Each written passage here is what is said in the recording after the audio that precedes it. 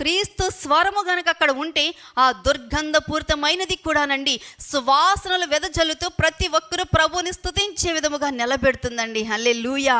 అక్కడ ఎప్పుడైతే కయీను తన నోరు తెరిచాడో ఆ నోట్లో నుంచి దుర్గంధం ఇప్పుడు బయటికి వస్తూ ఉంది.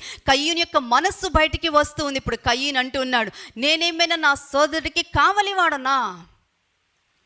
చాలా బాధాకరమండి. ఎందుకంటే చేసిన తప్పును ఒప్పుకునే అవకాశం, చేసిన తప్పు విషయంలో పశ్చాత్తాపడే అవకాశం అనేది ఇక్కడ దేవుడు ఒక అవకాశాన్ని కల్పిస్తూ ఉంటే మనలో నిర్లక్ష్య స్వభావము, బాధ్యత రాహిత్యము, తిరస్కారము అనేది గమనిస్తే ప్రేమ లేనితనము.